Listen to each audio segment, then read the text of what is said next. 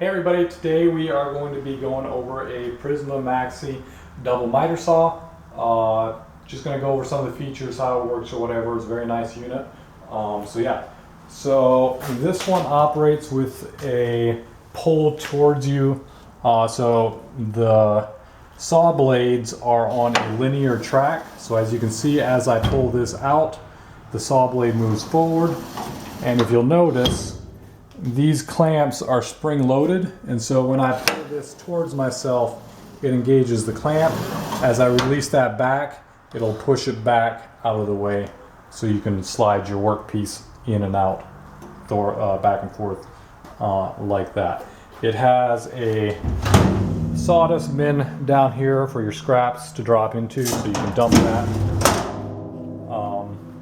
You've got your left and right on-off switch for the two heads, and then you've got your emergency stop here. This one also comes with the what you call the miter rail on both sides, as you can see, and then it is labeled in inches on both sides. So this one comes out to 75 inches, I believe, here on this end, and it should be equal on that end as well. So with that being said, turn it on. You've got your master on off down here. Your indicator light will be right here, and you're just gonna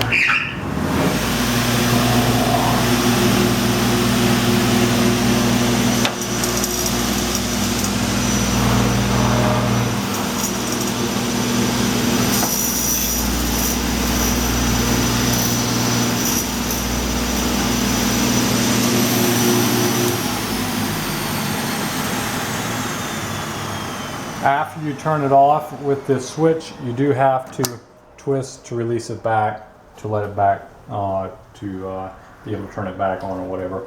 This does have the little stop that slides back and forth.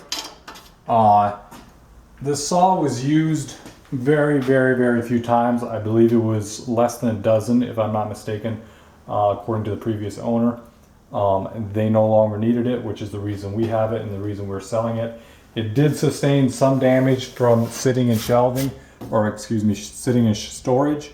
As you can see here, the tape got peeled back a little bit on that joint, and then it's a little bit scuffed up and damaged at this joint here.